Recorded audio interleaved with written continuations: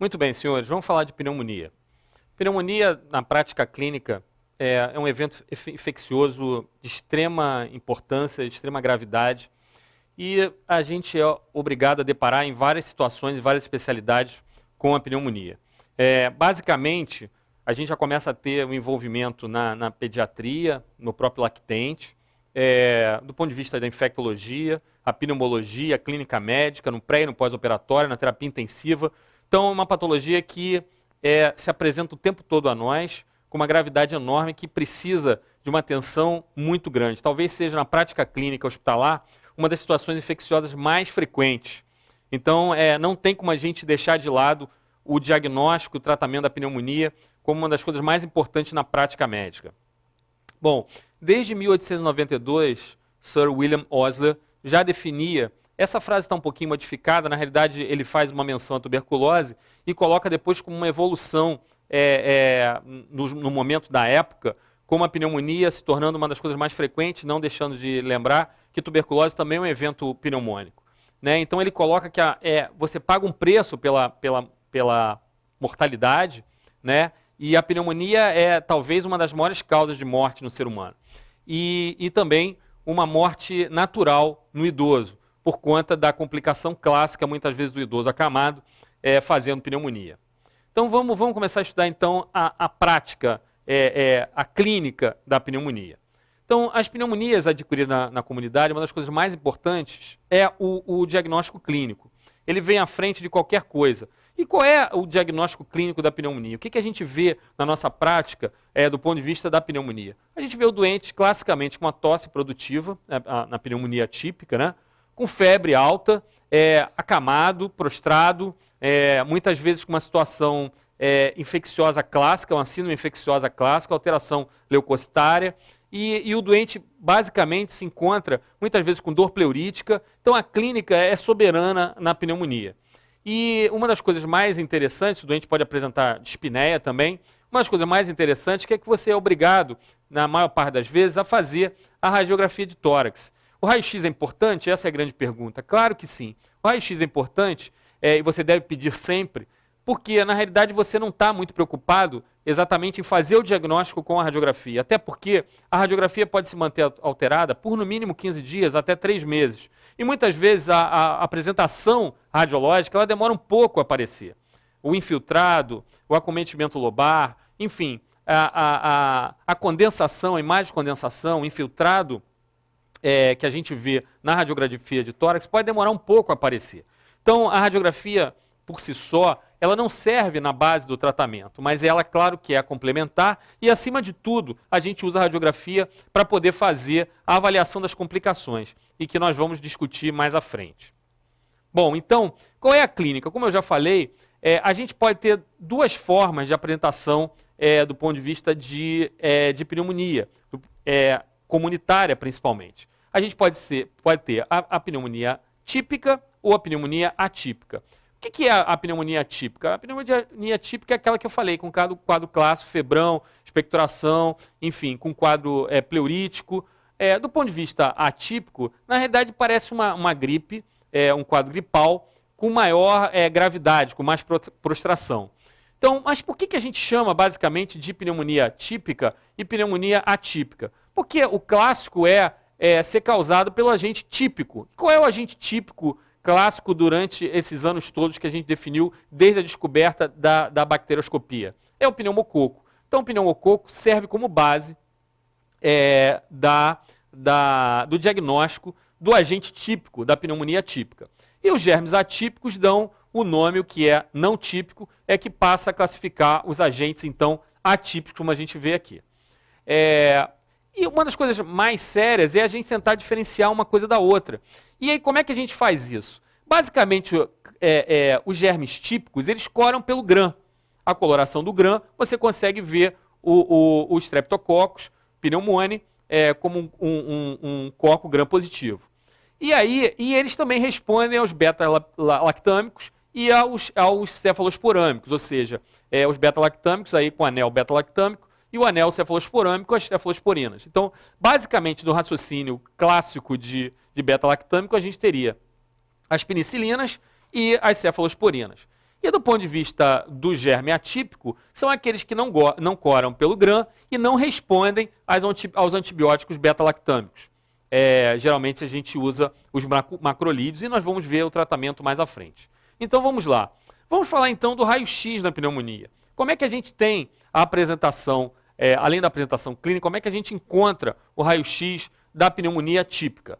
Na realidade, a gente costuma ter a broncopneumonia, como a gente vê aqui na radiografia de tórax, essa área toda de hipotransparência, ou então a pneumonia lobar, com o clássico aerobroncograma, que se apresenta nitidamente na radiografia de tórax. No Brasil, a gente tem mais comum a broncopneumonia, menos comum a pneumonia lobar. Já é o inverso da América do Norte, Estados Unidos, onde você tem mais a pneumonia lobar. Então, a broncopneumonia ali clássica, com uma imagem próxima ao hilo, e aqui a pneumonia lobar com a sua imagem clássica de aerobroncograma. Muito bem. E na pneumonia atípica, como é a apresentação radiológica? Também com aspecto de broncopneumonia, mas principalmente com esse infiltrado retículo nodular, o infiltrado intersticial, lembrando, claro, outras pneumonias, como as pneumonias virais, que também têm uma apresentação atípica. E muitas vezes até a gente pode falar da própria tuberculose miliar. O infiltrado é intersticial, você vê o interstício todo acometido, várias áreas, enfim, em rede no interstício pulmonar, mostrando todas essas traves se espalhando por toda a árvore brônquica. Bom, e aí, quais são os agentes que nós temos, então, causando a pneumonia de uma forma geral? Qual é o primeiro e campeão do ponto de vista de pneumonia? Streptococcus pneumoniae, o pneumococo. Então, qual é a ordem de frequência? Então, vamos falar claramente, o germe típico mais frequente é o pneumococo. Por que a gente está repetindo? Porque para resposta em prova, a gente deve sempre lembrar do pneumococo como agente principal. E aí a gente usa isso de base para poder diferenciar do resto. Logo a seguir, a gente vai ter um germe atípico, que é o Mycoplasma pneumoniae.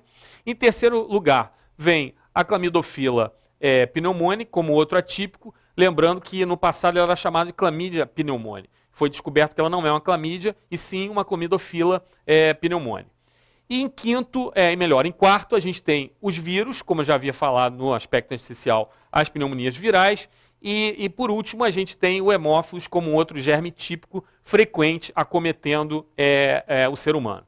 Além disso, a gente tem uma situação frequente, que é a legionela também, como outro germe atípico, que é um germe que acomete geralmente ambientes fechados, de ar-condicionado, fica acumulado em aparelhos, em dutos, e que pode causar um quadro infeccioso muito semelhante aos germes típicos, como o pneumococo. Então, assim, uma das coisas mais importantes é a gente definir que a legionela chega a apresentar um quadro muito mais florido, e a gente vai falar isso logo aí à frente. Bom, vamos lá. Vamos falar então de algumas peculiaridades da pneumonia típica. Então, vamos falar primeiro do clássico e mais importante agente, o pneumococo. O que a gente tem? É o agente mais comum e ele pode se apresentar de várias formas. Como ele é o agente mais comum, ele também é o que mais frequentemente faz derrame pleural. Ele não é o que mais tem capacidade de causar derrame pleural, e sim o Staphylococcus aureus. Agora, na prática clínica, como ele é mais frequente, a gente tem um número maior de derrame pleural, e a gente vê claramente aqui o derrame com a parábola de Damoiseau, característica do derrame pleural, a radiografia de tórax. Bom, a outra apresentação clássica é esse aspecto de pneumonia redonda. A gente vê aqui um aspecto, enfim, lembrando um tumor, e a gente pode chamar também de pneumonia pseudotumoral, porque o aspecto é de uma hipotransparência lembrando uma área de tumoração. Muitas vezes em cunha, que pode confundir, inclusive, com embolia pulmonar. Mas é uma situação que deve servir de diagnóstico diferencial do pneumococo, e a gente chama de pneumonia redonda ou pseudotumoral. Pelo aspecto, a gente consegue ver a radiografia de tórax. Eu acho que não há dificuldade alguma de a gente perceber esse aspecto redondo e esse aspecto lembrando o tumor, por isso os nomes a seguir.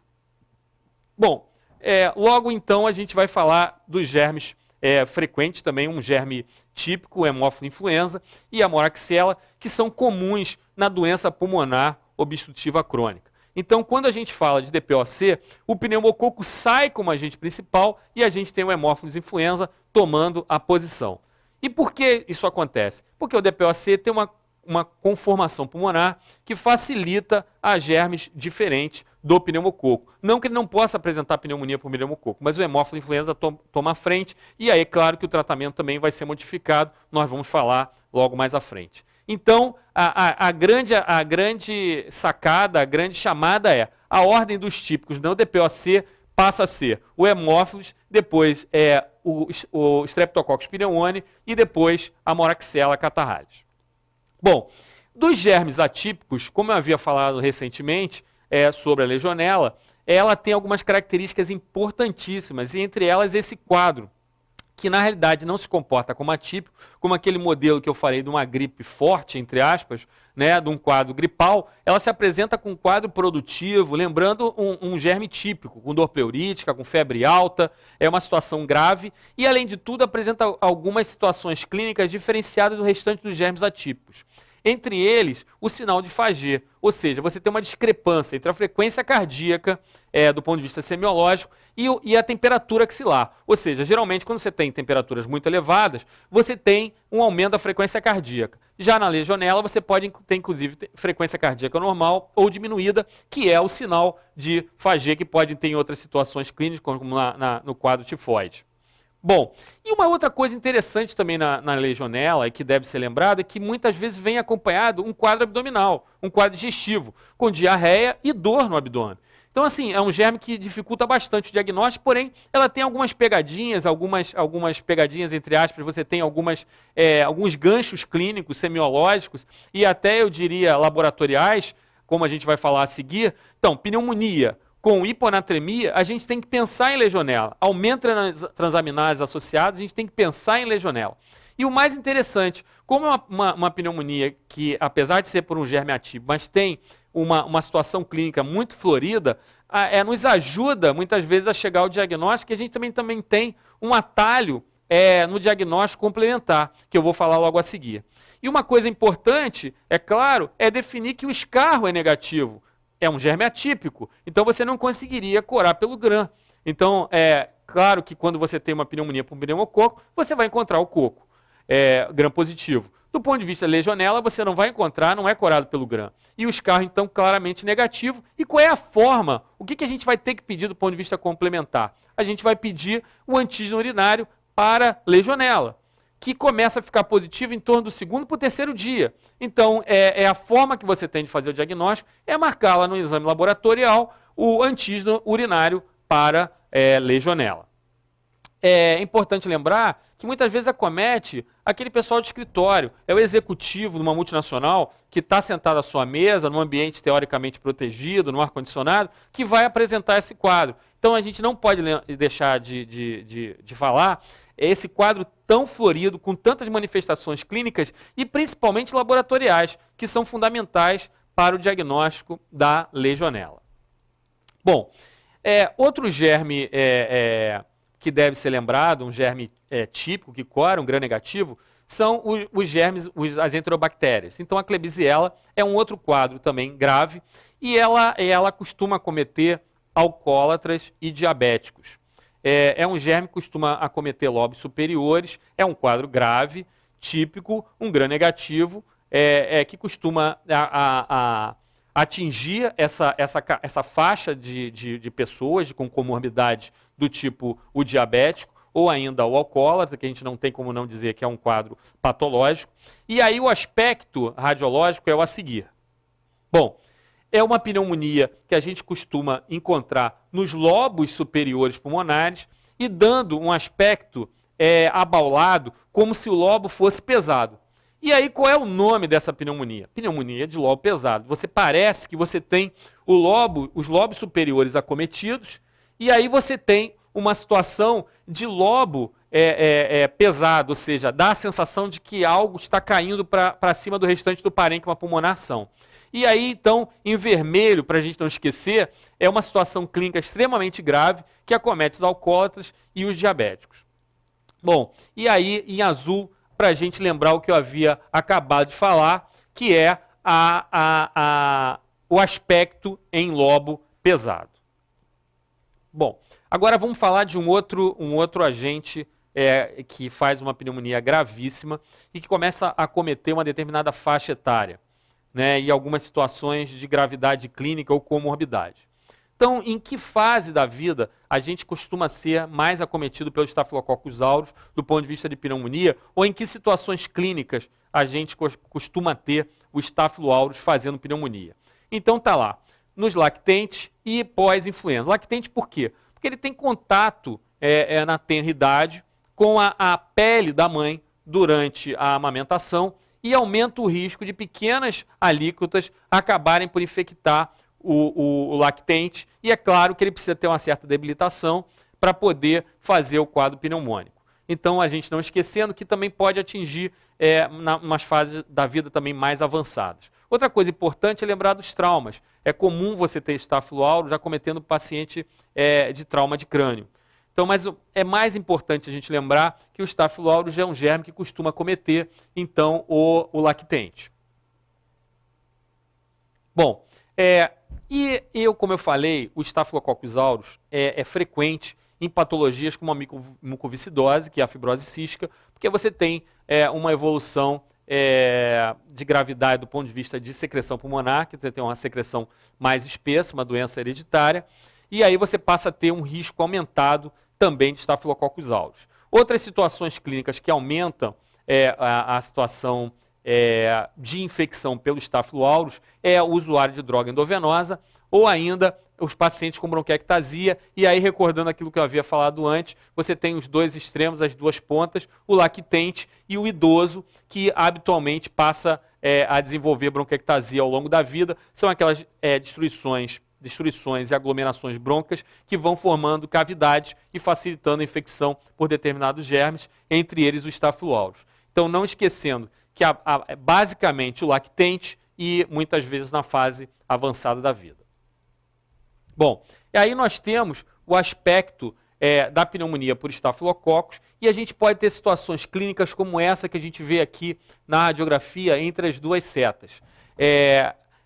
O que seria isso? Não sei se vocês estão percebendo, você tem uma área clara, lembrando uma cavidade pulmonar dentro do parênquima pulmonar, e a gente chama isso de quê?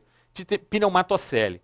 É uma infecção grave. O que você faz nessa situação de pneumatocele? Nada. O tratamento é basicamente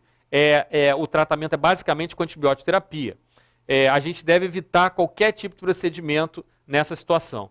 Claro que se você fizer qualquer ação nessa pneumatocele, você corre risco de transformar essa situação clínica que é tratável por antibiótico terapia em um piopneumotórax. Então, a grande preocupação é, primeiro, não abordar, tentar tratar clinicamente, óbvio que é uma situação extremamente grave, e na ruptura dessa pneumatocele, você teria o conteúdo, que é um conteúdo infectado, ou seja, um líquido infectado, caindo no espaço pleural, levando a um extravasamento tanto desse material infectado, como também de ar do parênquima pulmonar, levando ao que a gente chama de piopneumotórax, como aqui está descrito. E embaixo a pequena recordação das situações clínicas em que você, em comorbidades e idades, que a gente apresenta maior risco de infecção pelo Staphylococcus aureus. Então, os lactentes, como eu já havia falado, a mucoviscidose, fibrose cística, os usuários de drogas endovenosas e as bronquiectasias. Bom, continuando então com o Staphylococcus aureus, como havia falado anteriormente, é um germe que avidamente costuma fazer, como a gente está vendo aqui, outra parábola de Lamoisot, também derrame pleural. O mais frequente é o pneumococo, por conta da sua frequência como causador, como agente causal da pneumonia. Porém, o mais ávido a fazer derrame pleural é o próprio Staphylo aureus, como a gente vê aqui na nossa apresentação. Bom, e aí o derrame pleural, claro, e aí vamos lá as causas. Quais os germes que causam derrame pleural? E aí o derrame pleural mais frequentemente é estimulado, é produzido nas infecções pelo Staphylo aureus. Ele vem à frente como um agente que avidamente causa derrame pleural, mas o mais frequente é o pneumococo. Então a gente fala, então, segundo aí, o pneumococo, mas na realidade não é uma linha de frequência, é só uma informação de um atrás do outro. O Streptococcus pyogenes e a Klebsiella pneumoniae. Vou repetir, o pneumococo, por ser o mais frequente, do ponto de vista de prova, a gente responde que é o mais frequente também como causa de derrame pleural, por ser o mais frequente agente causal de pneumonia. Porém, quem mais facilmente leva à formação de derrame pleural é o Staphylococcus aureus. Lembrando sempre do lactente, muitas vezes a criança está lá apresentando derrame pleural e você tem que investigar e se preocupar com a possibilidade de ser Staphylococcus aureus, que é um agente extremamente virulento. Bom, continuando aí com o Staphylococcus aureus, está lá o sinal da setinha, né, mostrando mais uma situação clínica onde a gente apresenta uma outra situação que lembra uma cavidade, e aí a gente está diante de uma pneumonia necrosante. Por que é uma pneumonia necrosante e não um pequeno abscesso? Porque exatamente essa é a diferença entre a pneumonia necrosante aqui e o abscesso. É o tamanho da cavidade, ou seja, cavidades com nível líquido interno menor de 2 centímetros, a gente chama de pneumonia necrosante. Nos abscessos, nós temos, então, as cavidades maiores que 2 centímetros. Então, aqui nós estamos diante de um caso de Staphylococcus aureus com uma pneumonia necrosante. Outros germes também causam pneumonia necrosante, então a gente tem o Staphylococcus aureus, que a gente acabou de relatar. Os anaeróbios costumam também causar pneumonia necrosante, também abscesso pulmonar, claro. A Klebsiella, da mesma forma. E, por último, o pneumococo sorotipo 3, que costuma ser questão de prova, eventualmente. Então, não esquecendo, não é o pneumococo, não é o Streptococcus comum, é o Streptococcus pneumococo do serotipo 3, que costuma causar mais pneumonia necrosante. Bom, vamos falar de outro germe de extrema gravidade, mais comumente também acometendo o ambiente hospitalar, que é a Pseudomonas aeruginosa, além de acometer doentes com outras comorbidades extremamente graves. E aí nós vamos descrever o quadro de pneumonia, é uma pneumonia extremamente difícil de tratamento, a Pseudomonas é um germe de difícil tratamento, um gram-negativo de uma virulência alta, e aí a gente também tem as situações de comorbidades que costumam acometer e facilitar a infecção por Pseudomonas. Mais uma vez, então, a mucoviscidose, a fibrose cística e as bronquiectasias. E, além de tudo, os doentes que apresentam tratamento para algumas situações clínicas ou então tem alguma doença que levam à neutropenia. Então, os doentes neutropênicos podem apresentar mais frequentemente infecção por Pseudomonas. E os pacientes que estão em uso de corticoide também facilita bastante a infecção por Pseudomonas. Então, toda vez que você tiver essas situações de comorbidade, a gente deve lembrar, claro, de Pseudomonas e também do próprio estáfilo nas situações anteriores. Bom, vamos falar então agora do Streptococcus pyogenes. O que a gente tem? É comum o Streptococcus pyogenes ser transmitido através de uma faringoamidalite purulenta, ou seja, aquela faringoamidalite com placa, aquela situação bastante séria. E é comum em escolares. Por quê? Acomete adolescentes em situações da vida em que esses adolescentes estão mais próximos. Então, às vezes, acomete um grupo maior da turma, porque eles têm uma intimidade maior. Na adolescência, há um relacionamento mais próximo entre os adolescentes, e aí facilita a transmissão do Streptococcus pyogenes, que faz essa faringoamidalite purulenta e faz um quadro de pneumonia também.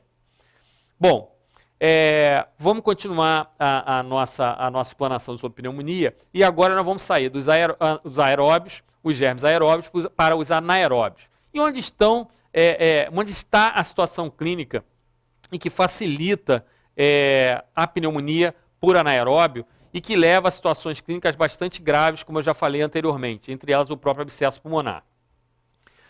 Basicamente, do ponto de vista geral, a pneumonia por anaeróbio, ela não é solitária, ela é polimicrobiana. Você vai ter outros germes, não necessariamente anaeróbios, claro, outros germes não aeróbios, acometendo o pulmão associado ao anaeróbio. Os anaeróbios frequentes são, então, o Peptostreptococcus, a Provetella e o Fusobacterium, como aqui descritos no nosso slide.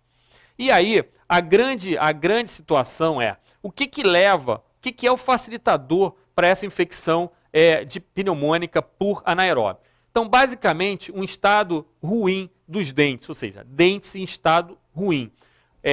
Os pacientes que têm uma boca com contaminação frequente são aqueles que têm um tratamento dentário precário. Então, toda vez que você encontrar um doente com aspecto da arcada dentária comprometida por várias cáries, um doente que você vê que não tem um tratamento claro, odontológico, esse doente está mais propício a apresentar infecção por anaeróbio. E qual é o momento que esse doente apresenta a infecção por anaeróbio?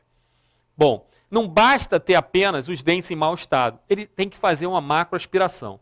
E o que significa isso? O doente fazer macroaspiração significa que boa parte do conteúdo da boca vai acabar parando no pulmão. Claro que todos nós corremos o risco de fazer microaspirações durante o período do sono, né?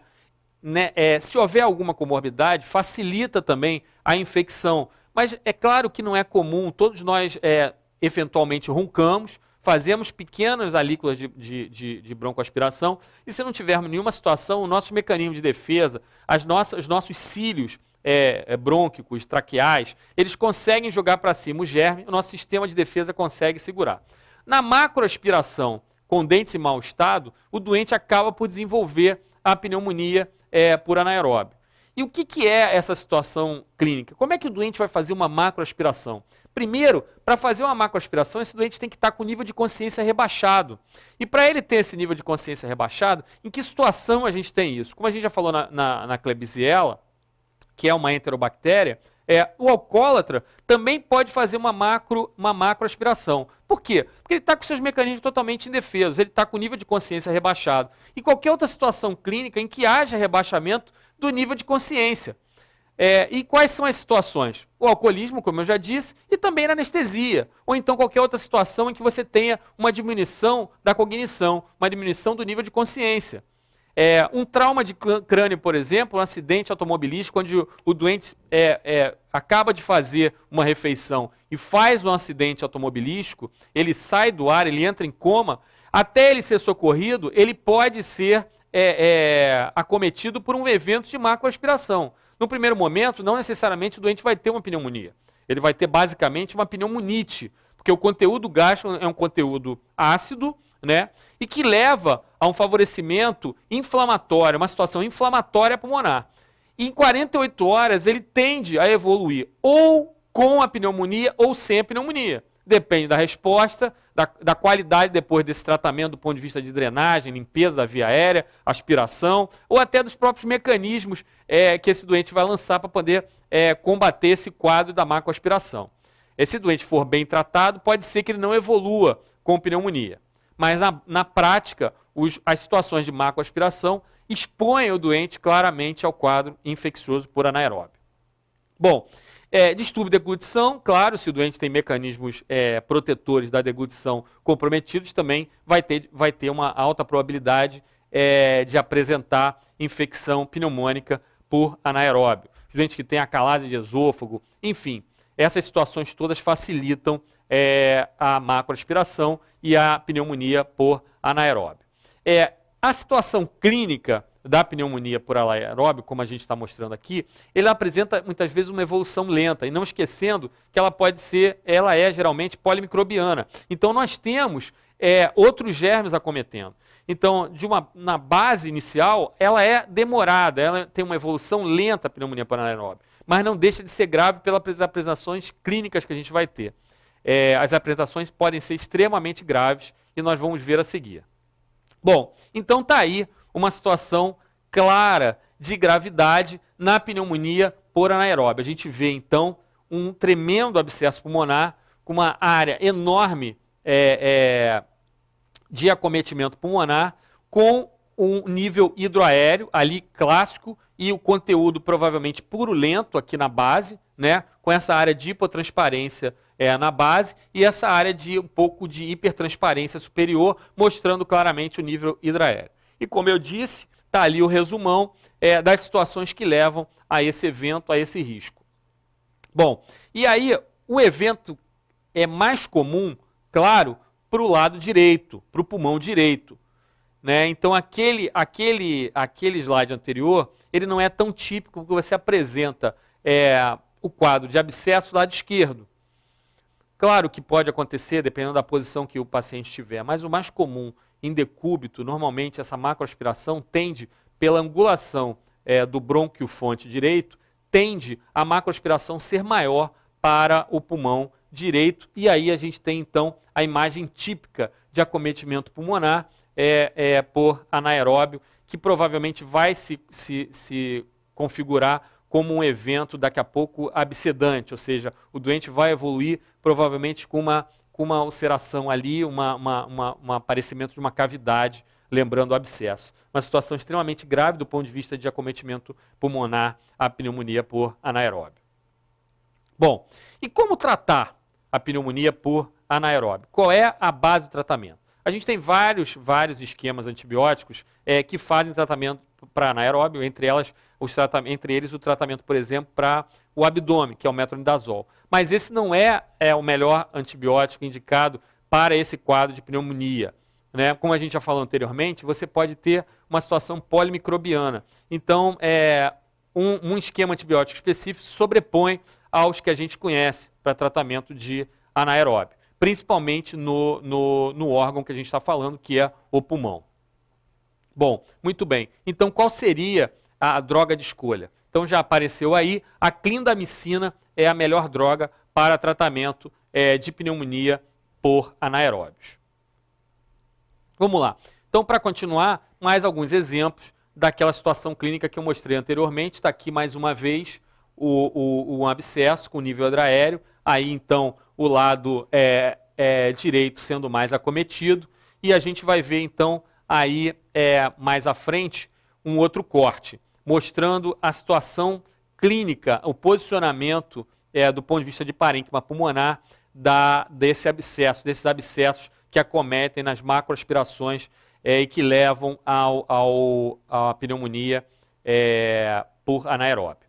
Então, do ponto de vista de acometimento pulmonar, esse abscesso ele vai ser tratado como qualquer outro. Antibiótico terapia por 3 a 4 semanas, porque é uma situação dificílima de tratamento para poder chegar o antibiótico nessa cavidade pulmonar. E aí a grande discussão é, drena ou não drena? Se o doente não melhorar em torno de 72 horas a 96 horas, ou seja, não melhorar em torno de 5 dias no máximo, esse doente precisa ser avaliado para uma possível drenagem desse abscesso. Antigamente a gente usava um pouco mais essa classificação de tamanho. Hoje, basicamente, se o doente não responde ao tratamento e esse doente mantém a cavidade, ou então, basicamente, não é a manutenção exatamente do tamanho da cavidade, é a gravidade clínica. Se o doente está melhorando, o doente está mostrando uma melhora clínica, e aí você pode, então, segurar apenas com o tratamento da antibiótico terapia. Se não, se esse doente estiver evoluindo mais tempo do que 5 dias para melhora, a gente deve avaliar a drenagem desse abscesso, claro, com acesso pulmonar para poder fazer essa drenagem externa desse abscesso. Bom, e aí aquilo que eu falei, um outro corte, aí um corte tomográfico, mostrando as áreas, então, doente em decúbito, mostrando aqui a área de nível hidroaéreo, mostrando claramente a gravidade do quadro do ponto de vista pulmonar. Bom, vamos falar agora dos agentes de pneumonia atípicos, né? Quais seriam esses agentes de pneumonia atípica? Então vamos lá. O quadro atípico é aquele que eu já disse anteriormente, é um quadro que lembra um quadro arrastado gripal, um quadro mais grave de gripe, e muitas vezes as pessoas não conseguem nem pensar. Mas, basicamente, como é uma apresentação diferente da pneumonia típica, que é a pneumonia purulenta, né, produtiva, com aquele aspecto de febrão, etc. e tal, ele fica praticamente diferenciado. Agora, ele é difícil de diferenciar dos quadros pneumônicos, que acometem os quadros virais, as gripes de uma forma geral. E você acaba tendo que pensar nessa situação clínica quando o quadro se arrasta. Então, qual é o agente atípico? Frequentemente, logo após, a gente já disse que acomete pneumonia, qual é o mais frequente? É o micoplasma, como está aí. Logo a seguir, como a gente já havia falado anteriormente, a clamidofila pneumoniae, os vírus a seguir, aí sim uma clamídia psittace, como causadora de pneumonia atípica. E aí o micoplasma no topo, e ele que vai ser a base da frequência, e também é a base para a gente pensar que tipo de tratamento a gente faz num agente atípico causando pneumonia. Então vamos lá. Qual é a frequência, do ponto de vista de faixa etária, do acometimento do micoplasma? É mais frequente, então, na faixa de adolescência, então, no final da parte infantil, da fase infantil, né? Atendido muitas vezes pelo pediatra, até os 14 anos, com a interseção aí no período em que a gente tem a clínica de adolescente, até aproximadamente 20 anos. E aí, o micoplasma ele tem uma apresentação clínica extremamente grave, porque ele apresenta outros comemorativos, como eu já falei também na legionela. O micoplasma ele pode apresentar várias situações concomitantes. Entre elas, a meningite bolhosa. O doente pode apresentar o quadro pneumônico e, além disso, apresentar forte otalgia, muita dor de ouvido. E você vai lá fazer a otoscopia e você vai encontrar várias vesículas na membrana timpânica, que é o diagnóstico de meningite bolhosa. Além disso, você pode ter no quadro com micoplasma acompanhando Steven Johnson, que é um quadro que é relacionado a um evento anafilático, ou ainda quadro de anemia hemolítica. Anemia hemolítica aí causada pela IgM, destruindo as hemácias e levando a um quadro de anemia hemolítica. Steven Johnson, como eu já falei, você pode apresentar também fenômeno de Renault, pericardite e Guillain-Barré. Então, o micoplasma, ele é um germe que, além do quadro pneumônico, da gravidade, lembrando uma gripe mais forte, lembrando uma gripe que derruba mais o doente, e você pode ter outros comemorativos, entre eles a otalgia, o quadro de anemia hemolítica, um quadro, às vezes, que lembra um quadro grave do ponto de vista anafilático, que é uma eritrodermia, que é o quadro de Steven Johnson, que o doente aparece um grande queimado, e aí isso aumenta em grande parte a morbidade dessa situação, a gravidade dessa situação infecciosa, e não esquecer que o doente também pode apresentar o pericardite e síndrome de Guillain-Barré, que é um quadro neurológico. Então, assim, do ponto de vista de infecção, o micoplasma, dependendo da sua apresentação, pode ser uma situação, apesar de ser um germe atípico, ou seja, sendo um germe atípico, apresentar uma situação clínica extremamente grave do ponto de vista geral. Ou seja, ele acomete várias regiões, vários órgãos e pode levar a várias situações clínicas bastante diferentes de uma situação de um germe típico, como a gente já descreveu aí. Bom, e aí a gente vai passar agora a tentar definir algumas coisas relacionadas a como e onde tratar, de que forma tratar, qual é a estrutura que se tem para fazer o tratamento das pneumonias de uma forma geral. E aí a primeira pergunta que a gente se depara é: tratamos esse doente no ambulatório ou temos a obrigação de colocá-lo internado em ambiente hospitalar? Bom, para isso a gente evoluiu com uma tabela de score, com um método, como se fosse um checklist, com pontuação, que os ingleses definiram como esse sistema de CURB, porque CURB quer dizer colocar o doente ao meio-fio, à sarjeta, é uma forma do inglês conseguir lembrar esse modelo de pontuação. Ou seja, o doente apresenta cada uma dessas situações clínicas e cada uma delas, clínicas ou laboratoriais, cada uma delas vai pontuar para definir se esse doente tem indicação de ser internado ou não, se esse doente tem condição de ser tratado ambulatorialmente ou não. Então a primeira delas é o C, que é a confusão mental. Se esse doente apresenta uma alteração de nível de consciência com confusão mental, a gente vai considerar um ponto. A segunda é U de ureia. E aí, se o doente tiver ureia maior ou igual a 50 mg por decilitro, alguma variação na literatura, ele marca mais um ponto. Eu digo alguma variação porque pode ser 40 acima de 45, mas basicamente 50, porque define claramente que esse doente está tendo acometimento renal. A outra situação clínica é a frequência respiratória, aí o R de respiratória, o doente apresentando, como a gente já disse, dispneia, com frequência respiratória aumentada acima de 30 incursões respiratórias por minuto. O B a gente transformou para o português como baixa pressão arterial, e aí pressões arteriais abaixo, a sistólica abaixo de 50 e a diastólica abaixo de 60. O doente marca mais um ponto. E a idade, e aí o CURB 65, então a gente usa o 65 como idade de ponto de corte, que a gente já está falando das idades avançadas, estamos falando da terceira idade, e aí então os doentes que apresentam mais de 65 anos, eles ganham mais um ponto. E aí como é que a gente então considera o uso desse score de CURB? Basicamente, ele não vem sozinho, por isso a gente está colocando aqui embaixo, bem ressaltado, bem nítido, que a gente deve considerar, se esse doente apresenta um CURB de 0 ou 1, considerar que ele deve ser tratado em ambulatório. Mas outros comemorativos do ponto de vista clínico devem ser levados em consideração, né? A gente não pode deixar de olhar o restante da clínica do doente e outras situações que podem levar a você ser obrigado a internar. Entre elas até o próprio nível intelectual do paciente, para que você possa garantir o uso da antibiótico terapia correta. Então, tratar o doente no ambulatório, você tem que ter certeza que esse doente vai conseguir entender a sua prescrição e vai ter condição de obter essa medicação de alguma forma, ou comprando ou de ir em algum local pegar o seu tratamento para fazer o tratamento ambulatorial de forma correta. Bom, mais uma vez, a gente faz a consideração. A partir de 2, o CURB igual a 2, você pode começar a considerar internação hospitalar, porque você já vai ter 2 pontos, então você vai ter 2 situações clínicas ou laboratoriais aqui em cima que podem levar o doente a ter que ir para o hospital. Mais uma vez, considerando os outros fatores, como eu disse, e nós vamos ver essa sequência a seguir. Bom, então como considerar? E aí é o que eu falei. Vamos olhar. O doente tem alguma comorbidade? Se o doente não tem comorbidade nenhuma, a gente continua com a pontuação.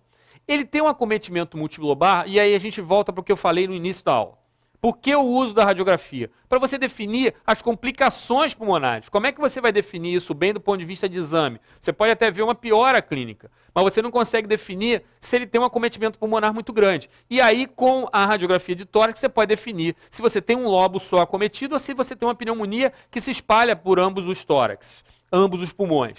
Outra situação importante que você consegue claramente deixar a informação transparente do ponto de vista médico é a gasometria e você ter uma situação pulmonar que leve uma alteração na troca, na absorção de oxigênio, na difusão de oxigênio. Então você tem uma SpO2 maior que 90%, você fica mais tranquilo. Se você tem uma SpO2 abaixo de 90%, você tem certeza que essa doença está acometendo importantemente a difusão e muitas vezes relacionada a essa troca gasosa, o doente não consegue fazer uma boa oxigenação por causa da pneumonia que o está acometendo. Então você tem que considerar o doente ser internado.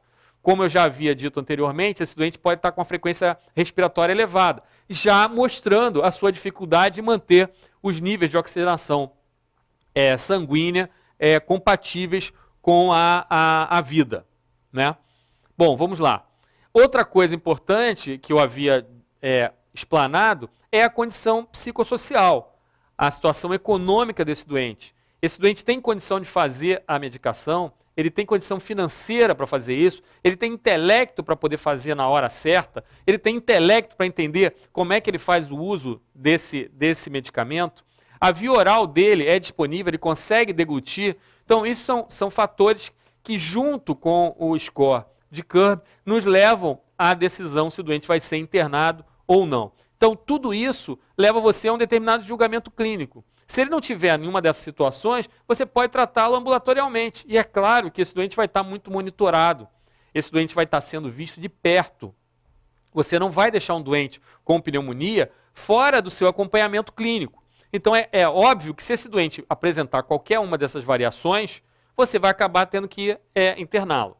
Então, esse início de tratamento ambulatorial é um início relativamente tranquilo, não há estresse. Você vai fazer o tratamento da pneumonia, que é o mais comum, vai fazer ambulatorialmente, com medicação via oral. Qualquer uma dessas situações vindo a acometer, ou já de cara se apresentando na evolução clínica do doente, você vai imediatamente colocar o doente em ambiente hospitalar e fazer antibiótico terapia venosa. Ou ainda, no raciocínio mais perfeito do ponto de vista de home care, você pode fazer o tratamento em ambiente domiciliar, desde que você consiga fazer todo o acompanhamento, todo o suporte, toda a infraestrutura, como é no ambiente hospitalar. O home care, na realidade, foi criado para situações desse tipo. Então, você monta uma infraestrutura em casa, com o atendimento de enfermagem, o atendimento da equipe de uma forma geral médica, fisioterapia e toda a estrutura para fazer a medicação venosa, eventualmente bomba de infusão, eventualmente, se necessário, até o suporte de oxigênio, como a gente vê aqui. Bom, no CURB maior ou igual a 3, ninguém tem dúvida que esse doente vai ter que internar. E aí a pergunta que ele vai ter que estar no hospital, isso ninguém tem dúvida. Agora, a grande pergunta esse doente vai estar em enfermaria ou esse doente vai estar em ambiente de terapia intensiva? Claro, que se esse doente apresenta um CURB com situações do ponto de vista respiratório e do ponto de vista clínico mais graves, você não vai conseguir manter esse doente na enfermaria, você não vai conseguir manter esse doente com modelo até em casa, no modelo de home care. Esse doente vai precisar de uma infraestrutura, muitas vezes até de intubação orotraqueal e de prótese ventilatória. Então, é claro que ele não vai aguentar ficar na enfermaria, esse doente vai ter que ir para o CTI. E como é que a gente faz essa avaliação de gravidade nesse nível de CURB 3 ou CRB 3? Eu estou falando CRB porque no Brasil usou-se essa variação de retirar a ureia por causa de algumas dificuldades de fazer ureia em determinadas regiões. Mas não é cientificamente muito bem estruturado, então o correto seria o CURB. Mas, de qualquer forma, o CURB maior ou igual a 3, não se tem dúvida que o doente vai ser internado. Bom, e aí como é que você faz para considerar se esse doente vai ou não para o CTI? Aí você fala assim, meu Deus, lá vou eu com critérios maiores e menores. Está parecendo aqui que eu estou diante de doença reumatológica.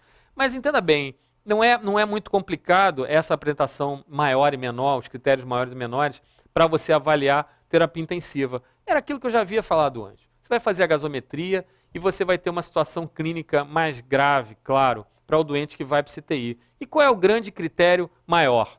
Aquilo que eu já falei, a necessidade de ventilação mecânica. O doente ir para a prótese ventilatória, o doente precisar de tubo orotraqueal e precisar de ventilação. O doente não consegue se manter sozinho. O quadro infeccioso é tão grave, acomete tanto o parênquima pulmonar, acomete tanto esse doente do ponto de vista prático, da prática clínica, que o doente precisa de suporte ventilatório. O doente não consegue fazer a troca de oxigênio sem apoio de uma oferta maior de O2 e de uma mecânica pulmonar. Ou seja, o doente passa a não conseguir aguentar aquela demanda respiratória para poder manter seus níveis de oximetria compatíveis com a vida. E qual é o outro critério maior? Dificílimo, da gente entender. O quadro séptico. O doente em choque séptico é a dúvida, que é um critério maior que esse doente vai ter que ir para a terapia intensiva. O doente vai estar inflamado, o doente está francamente séptico, o doente está francamente hipotenso, o doente entra em choque. Esse doente não tem condição de ficar nunca na enfermaria porque ele vai evoluir com falência renal. Ele vai evoluir sem condição de você acompanhá-lo. Você precisa de uma equipe toda de terapia intensiva, todo o suporte e monitorização que você não vai ter na enfermaria. Então, como critério maior, não há dificuldade nenhuma da gente guardar ventilação mecânica e alteração hemodinâmica grave. E é um quadro séptico, a gente está diante de um quadro infeccioso gravíssimo que é a pneumonia, e que acomete frequentemente os pacientes em ambiente hospitalar.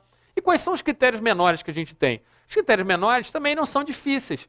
A própria relação entre a oferta de oxigênio, a fração inspirada de oxigênio e a quantidade de oxigênio que a gente encontra no plasma. Quando é abaixo de 300, a gente já tem uma lesão pulmonar grave. E no critério menor, é abaixo de 250. Ou seja, se você tem uma relação de PF, PaO2, FO2 menor que 250, esse doente tem indicação menor para ir para a terapia intensiva. A outra apresentação clínica, como a gente já havia falado antes, é acometimento multilobar, como a gente vê aqui. O doente tem várias áreas de acometimento infeccioso pulmonar, vários lobos acometidos, é óbvio que esse doente vai ter uma dificuldade cada vez maior de lidar com aquele quadro infeccioso num órgão tão importante como é o pulmão.